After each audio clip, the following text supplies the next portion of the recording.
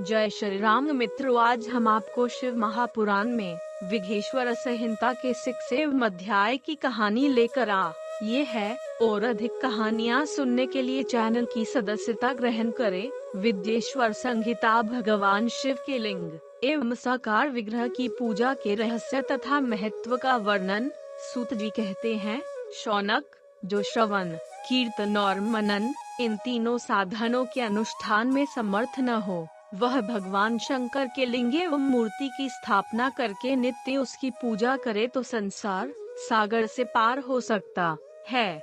वंचना अथवा छल न करते हुए अपनी शक्ति के अनुसार धनराशि ले जाए और उसे शिवलिंग अथवा शिव मूर्ति की सेवा के लिए अर्पित कर दे। साथ ही निरंतर उस लिंग एवं मूर्ति की पूजा भी करे। उसके लिए भक्ति भाव से मंडप, गोपुर, तीर्थ, मठ एवं क्षेत्र की स्थापना करे तथा उत्सव रचाए। वस्त्र, गंध, पुष्प, धूप, दीप तथा पूजा और शाक आदि व्यंजनों से युक्त भांति भांति के भक्ष्य भोजन नैवेद्य के रूप में समर्पित करे। छत्र, ध्वजा, व्यंजन, चामर तथा अन्य अंगों सहित राजोपचार की भांति सब सामान भगवान शिव के लिंग एवं मूर्ति को चढ़ाएं। प्रदक्षिणा, नमस्कार तथा यथाशक्ति जप करे।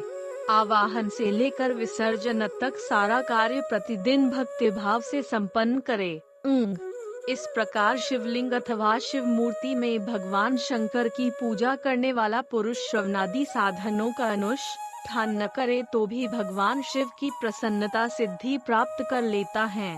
पहले के बहुत से महात्मा पुरुष लिंग तथा शिव मूर्ति की पूजा करने मात्र से भवबंधन से मुक्त हो चुके हैं। ऋषियों ने पूछा, मूर्ति में ही सर्वत्र देवताओं की पूजा होती है, लिंग में नहीं, परंतु भगवान शिव की पूजा सब जगह मूर्ति में और लिंग में भी क्यों की जाती है?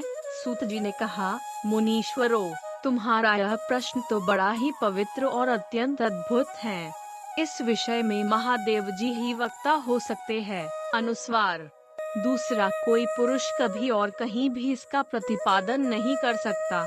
इस प्रश्न के समाधान के लिए भगवान शिव ने जो कुछ कहा है और उसे मैंने गुरुजी के मुख से जिस प्रकार सुना है, उसी तरह क्रमशः वर्णन करूंगा।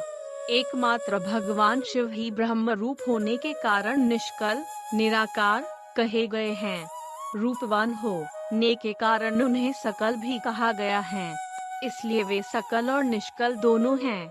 शिव के निष्कल, निराकार होने के कारण ही उनकी पूजा का आधारभूत लिंग भी निराकार ही प्राप्त हुआ है, अर्थात शिवलिंग शिव के निराकार स्वरूप का प्रतीक है। इसी तरह शिव के सकल या साकार होने के कारण उनकी पूजा का आधारभूत विग्रह साकार प्राप्त होता है, अर्थात शिव का साकार विग्रह उनके साकार स्वरूप का प्रतीक होता है। सकल और अकल, समस्त, अंग, आकार सहित निराकार रूप होने से ही वे ब्रह्म शब्द से कहे जाने वाले परमात्मा हैं। वही कारण है कि छोटी ई की मात्रा सब लोग लिंग, निराकार और मूर्ति, साकार दोनों में ही सदा भगवान शिव की पूजा करते हैं। शिव से भिन्न जो दूसरे देवता हैं, वे साक्षात ब्रह्म नहीं हैं, इसलिए कहीं भी उनके लिए निराकार लिंग नहीं उपलब्ध होता। पूर्व काल में बुद्धिमान ब्रह्मपुत्र सनत कुमार मुनि ने मंदराचल पर नंदिकेश्वर से इसी प्रकार का प्रश्न किया था। सनत कुमार बोले, भगवान शिव से भिन्न जो देवता हैं, उन सब की पूजा के लिए सर्वत्र प्राय वैर मूर्ति मात्र ही अधिक संख्या में देखा और सुना जाता है। केवल भगवान शिव की ही पूजा में लिंग और वै दोनों का उपयोग देखने में आता है। अत कल्याणमय नंदिकेश्वर, इस विषय में जो तत्व की बात हो उसे इस प्रकार बताइए जिससे अच्छी तरह समझ में आ जाए।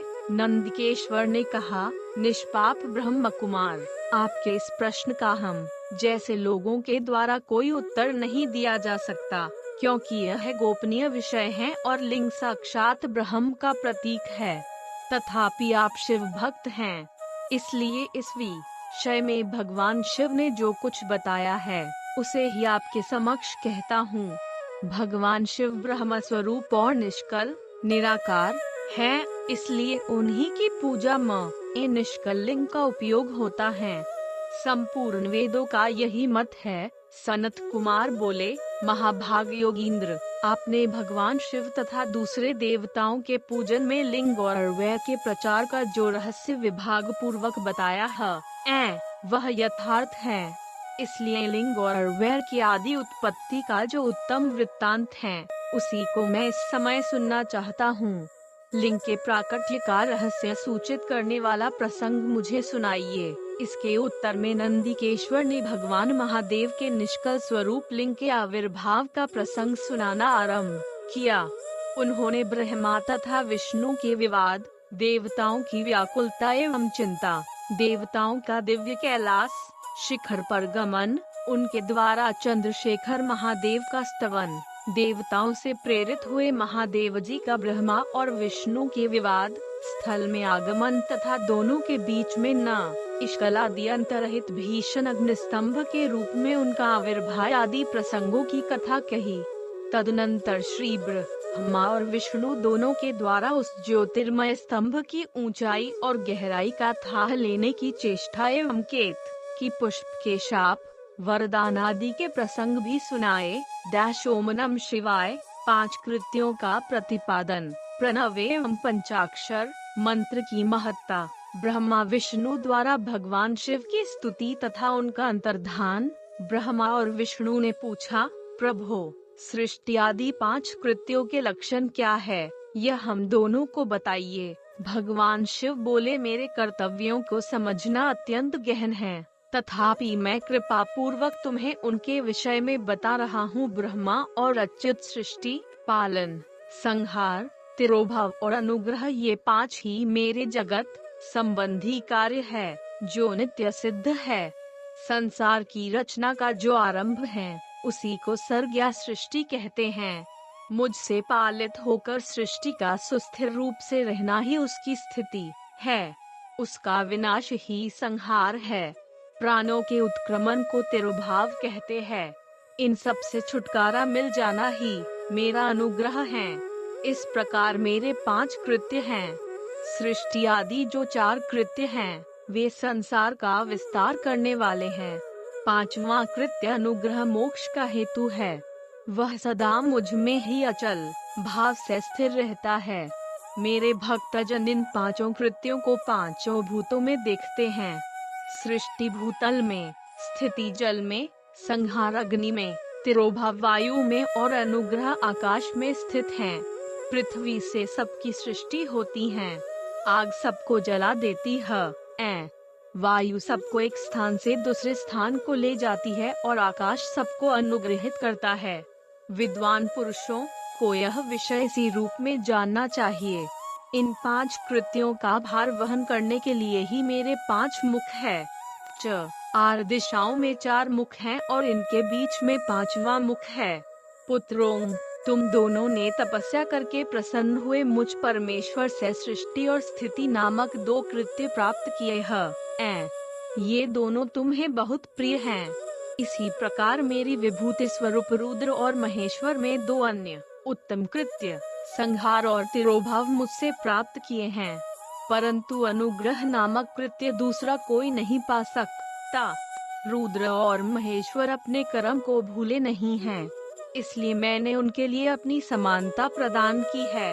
वे रूप, वेश, कृत्य, वाहन, आसन और आयुध आदि में मेरे समान ही है। मैंने पूर्व काल में अपने स्वरूप भूप मंत्र का उपदेश किया है, जो ओंकार के रूप में प्रसिद्ध है। वह महामंगलकारी मंत्र है। सबसे पहले मेरे मुख से ओंकार ओम प्रकट हुआ, जो मेरे स्वरूप का बोध कराने वाला है। ओंकार वाचक है और मैं वाच्य हूँ। वह मंत्र मेरा स्वरूप ही है। प्रतिदिन ओंकार का निरंतर स्मरण करने से मेरा ही सदा स्मरण होता है। मेरे उत्तरवर्ती मुख से अकार का, पश्चिम मुख से उकार का, दक्षिण मुख से मकार का, पूर्ववर्ती मुख से बिंदु का तथा मध्यवर्ती मुख से नाद का प्राकट्य हुआ। इस प्रकार 5 अवयवों से युक्त ओंकार का विस्तार हुआ है। इन सभी अवयवों से एकीभूत होकर वह प्रणव ओम नामक एक अक्षर हो गया। यह नाम र, उपात्मक सारा जगत तथा वेद उत्पन्न स्त्री पुरुष वर्ग रूप दोनों कुल इस प्रणव मंत्र से व्याप्त हैं। यह मंत्र शिव और शक्ति दोनों का बोधक है। इसी से पंचाक्षर मंत्र की उत्पत्ति हुई है, जो मेरे सकल रूप का बोधक है। वह हकारादि क्रम से और मकारादि क्रम से क्रमश प्रकाश में आया है। ओम नमः शिवाय यह पंचाक्षर मंत्र है। इस पंचाक्षर मंत्र से मातृका वर्ण प्रकट हुए हैं, जो 5 भेद वाले हैं। डंडा अयुलु ये 5 मूलभूत स्वर हैं तथा व्यंजन भी 5 वर्णों से युक्त 5 वर्ग वाले हैं। उसी से शिरो मंत्र सहित त्रिपदा गायत्री का प्राकट्य हुआ है। उस गायत्री से संपूर्ण वेद प्रकट हुए हैं और उन वेदों से करोड़ों मंत्र निकले हैं। उन मंत्रों से भिन्न भिन्न कार्यों की सिद्धि होती है, परंतु इस प्रणव एवं पंचाक्षर से संपूर्ण मनोरथों की सिद्धि होती है। इस मंत्र समुदाय से भोग और मोक्ष दोनों सिद्ध होते हैं। मेरे सकल स्वरूप से संबंध रखने वाले सभी मंत्रराज साक्षात भोग प्रदान करने वाले और शुभकारक मोक्षप्रद हैं। नंदिकेश्वर कहते हैं, तदनंतर जगदम्बा पार्वती के साथ बैठे हुए गुरुवर महादेव जी ने उत्तराभिमुख बैठे हुए ब्रह्मा और विष्णु को पर्दा करने वाले वस्त्र से आच्छादित करके उनके मस्तक पर अपना कर कमल रखकर धीरे धीरे उच्चारण करके उन्हें उत्तम मंत्र का उपदेश किया। मंत्र तंत्र में अनुस्वार बताई हुई विधि के पालन पूर्वक 3 बार मंत्र का उच्चारण करके भगवान शिव ने उन दोनों शिष्यों को मंत्र की दीक्षा दी। फिर उन शिष्यों ने गुरु दक्षिणा के रूप में अपने आप को ही समर्पित कर दिया और दोनों हाथ जोड़कर उनके समीप खड़े हो उन देवेश्वर जगत गुरु का स्तवन किया। ब्रह्मा और विष्णु बोले, प्रभो आप निष्कल रूप हैं, आपको नमस्कार है। आप निष्कल तेज से प्रकाशित होते हैं, आपको नमस्कार है। आप सबके स्वामी हैं, आपको नमस्कार है। आप सर्वात्मा को नमस्कार हैं अथवा सकल स्वरूपाप महेश्वर को नमस्कार है। आप प्रणव के वाच्यार्थ हैं, आपको नमस्कार है। आप प्रणव लिंग वाले हैं, आपको नमस्कार है।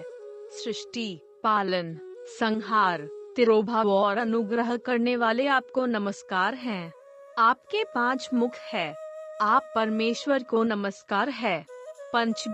ब्रह्म स्वरूप 5 कृत्य वाले आपको नमस्कार है। आप सबके आत्मा हैं, ब्रह्म हैं। आपके गुण और शक्तियाँ अनंत हैं, आपको नमस्कार है। आपके सकल और निष्कल 2 रूप है। आप सद्गुरु एवं शंभु है, आपको नमस्कार है। नमो निष्कल रूपाय नमो निष्कल तेज से नम सकलनाथाय नमस्ते सकलात्मने नम प्रणववाच्याय नम प्रणवलिंगिने नम सृष्टयादि को च नम पंचमूलायते पंच ब्रह्म स्वरूपाय पंचकृत्याय ते नम आत्मने ब्रह्मणे तुभ्यं नंत गुण शक्ते स्कलाकल रूपाय शंभवे गुरुवे नम। शिव पुराण विसंग 10/28। इन दियों द्वारा अपने गुरु महेश्वर की स्तुति करके ब्रह्मा और विष्णु ने उनके चरणों में प्रणाम किया। महेश वर बोले, आर्द्रा नक्षत्र से युक्त चतुर्दशी को प्रणव का जप किया जाए तो वह अक्षय फल देने वाला होता है। सूर्य की संक्रांति से युक्त महाआर्द्रा नक्षत्र में एक बार किया हुआ प्रणव जप कोटि गुने जप का फल देता है। मृगशिरा नक्षत्र का अंतिम भाग तथा पूर्णवसु का आदिम भाग पूजा होम और तर्पण आदि के लिए सदा आर्द्रा के समान ही होता है, यह जानना चाहिए। मेरा या मेरे लिंग का दर्शन प्रभात काल में ही प्रात और संगव मध्याह्न के पूर्व काल में करना चाहिए। मेरे दर्शन पूजन के लिए चतुर्दशी तिथि निशीथ व्यापिनी अथवा प्रदोष व्यापिनी लेनी चाहिए, क्योंकि परिवर्तिनी तिथि से संयुक्त चतुर्दशी की ही प्रशंसा की जाती है। पूजा करने वालों के लिए मेरी मूर्ति तथा लिंग दोनों समान हैं, फिर भी मूर्ति की अपेक्षा लिंग का स्थान ऊंचा है। इसलिए मुमुक्षु पुरुषों को चाहिए कि वे वैर मूर्ति से भी श्रेष्ठ समझकर लिंग का ही पूजन करें। लिंग का ओमकार मंत्र से और वैर का पंचाक्षर मंत्र से पूजन करना चाहिए। शिवलिंग की स्वयं ही स्थापना करके अथवा दूसरों से भी स्थापना करवा कर उत्तम द्रव्यमय उपचारों में पूजा करनी चाहिए। इससे मेरा पद सुलभ हो जाता है। इस प्रकार उन दोनों शिष्यों को उपदेश देख र भगवान शिव वहीं अंतर्धान हो गए। ओम नम शिवाय डैश।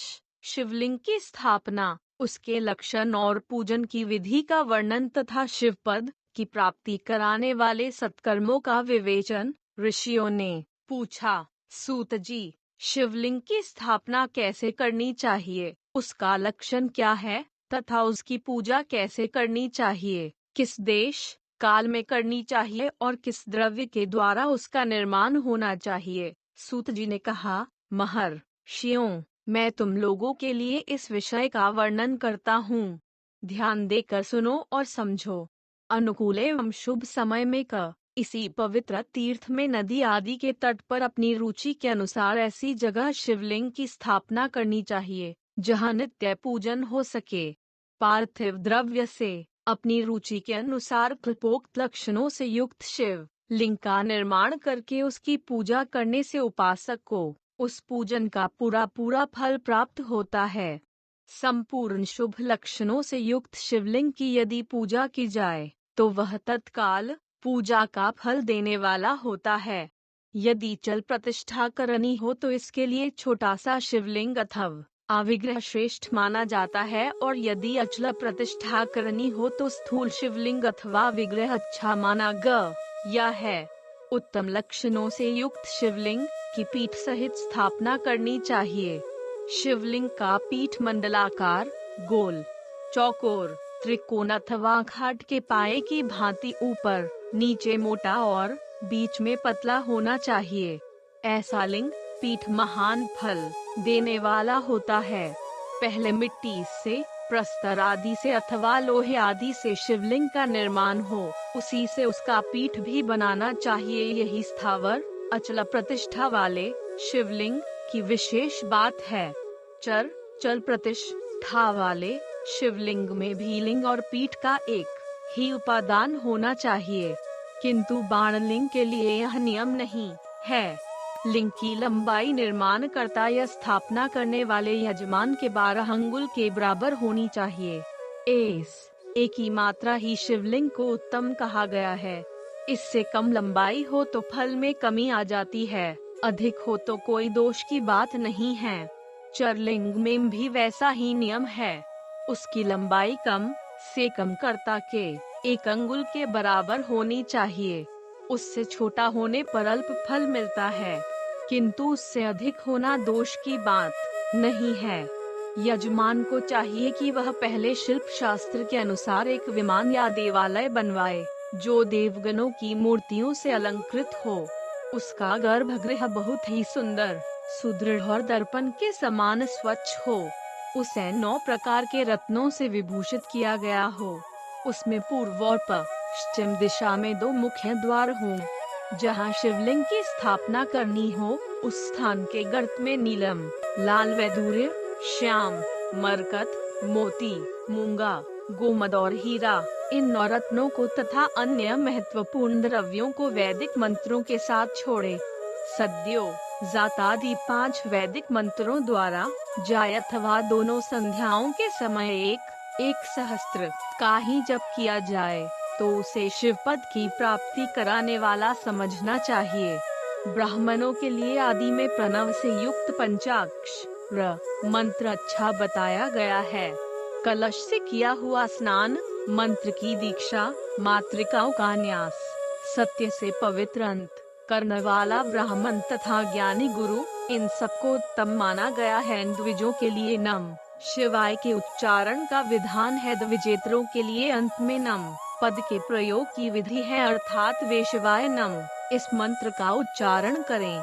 स्त्रियों के लिए भी कहीं कहीं विधि पूर्वक नमोन्त उच्चारण का ही विधान है, अर्थात वे भी शिवाय नम का ही जप करें। कोई ऋषि ब्राह्मण की स्त्रियों के लिए नम पूर्वक शिवाय के जप की अनुमति देते हैं, अर्थात वे नम शिवाय का जप करें। पंचाक्षर मंत्र का 5 करोड़ जप करके मनुष्य भगवान सदाशिव के समान हो जाता है। 2, 3 अथवा 4 करोड़ का जप करने से क्रमशः ब्रह्मा, विष्णु, रुद्र तथा महेश्वर का पद प्राप्त होता है, अथवा मंत्र में जितने अक्षर हैं उनका पृथक पृथक 1 लाख जप करें, अथवा समस्त अक्षरों का एक साथ ही जितने अक्षर हों उतने लाख जप करें। डंडा इस तरह के जप को शिव पद की प्राप्ति कराने वाला समझना चाहिए। यदि 1000 दिनों में प्रतिदिन 1 सहस्त्र जप के क्रम से पंचाक्षर मंत्र का 10 लाख जप पूरा कर लिया जाए और प्रतिदिन ब्राह्मण भोजन कराया जाए तो उस मंत्र से अभिष्ट कार्य की सिद्धि होने लगती है। ब्राह्मण को चाहिए कि वह प्रतिदिन प्रातः काल 1008 बार गायत्री का जप करे। ऐसा होने पर गायत्री क्रमशः शिव का पद प्रदान करने वाली होती है। वेद मंत्रों और वैदिक सूक्तों का भी नियम पूर्वक जप करना चाहिए। वेदों का पारायण भी शिव पद की प्राप्ति कराने वाला है, ऐसा जानना चाहिए। अन्य जो बहुत से मंत्र हैं, उनका भी जितने अक्षर हों उतने लाख जप करें।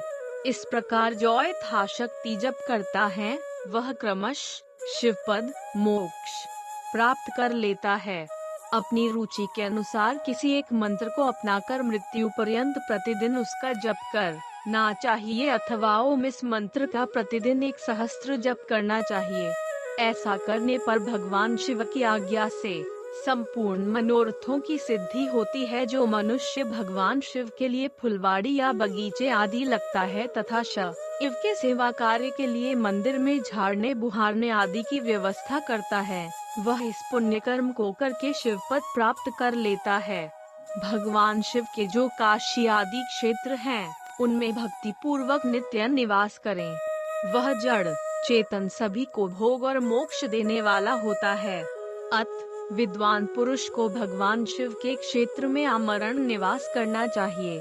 पुण्य क्षेत्र में स्थित बावड़ी, कुआं और पोखरे आदि को शिव गंगा समझना चाहिए। भगवान शिव का ऐसा ही वचन है, वहां स्नान, दान और जप करके मनुष्य भगवान शिव को प्राप्त कर लेता है। अत मृत्यु पर्यंत शिव के क्षेत्र का आश्रय लेकर रहना चाहिए। जो शिव के क्षेत्र में अपने किसी मृत संबंधी का दाह, दशाह, मासिक श्राद्ध, सपिंडीकरण अथवा वार्षिक श्राद्ध करता है, अथवा कभी भी शिव के क्षेत्र में अपने पितरों को पिंड देता है, वह तत्काल सब पापों से मुक्त हो जाता और अंत में शिव पद पाता है। अथवा शिव के क्षेत्र में 7, 5, 3 या 1 ही रात निवास कर ले। ऐसा करने से भी क्रमशः शिव पद की प्राप्ति होती है। लोक में अपने अपने वर्ण के अनुरूप सदाचार का पालन करने से भी मनुष्य शिव पद को प्राप्त कर लेता है। वर्णानुकूल आचरण से तथा भक्ति भाव से वह अपने सत्कर्म का अतिशय फल पाता है। कामना पूर्वक किए हुए अपने कर्म के अभिष्ट फल को शीघ्र ही पा लेता है। निष्काम भाव से किया हुआ सारा कर्म साक्षात शिव पद की प्राप्ति करने वाला होता है। दिन के 3 विभाग होते हैं, प्रातः, मध्याह्न और सायाह्न। इन तीनों में क्रमशः एक प्रकार के कर्म का संपादन किया जाता है। प्रातः काल को शास्त्र विहित नित्य कर्म के अनुष्ठान का समय जानना चाहिए। मध्याह्न काल सकाम कर्म के लिए उपयोग बड़ी ई की मात्रा है तथा सायंकाल शांति कर्म के उपयुक्त हैं, ऐसा जानना चाहिए। इसी प्रकार रात्रि में भी समय का विभाजन किया गया है। रात के 4 प्रहरों में से ओ की मात्रा बीच के 2 प्रहर हैं, उन्हें निषीध काल कहा गया है। विशेषत उसी काल में की हुई भगवान शिव की पूजा अभिष्ट फल को देने वाली होती है। ऐसा जानकर कर्म करने वाला मनुष्य यथोक्त फल का भागी होता है। विशेषत कलयुग में कर्म से ही फल की सिद्धि होती है। अपने अपने अधिकार के अनुसार ऊपर कहे गए किसी भी कर्म का एक ही मात्रा द्वारा शिवाराधना करने वाला पुरुष यदि सदाचारी है और पाप से डरता है तो वह उन कर्मों का पूरा फल अवश्य प्राप्त कर लेता है। ओम नमः शिवाय।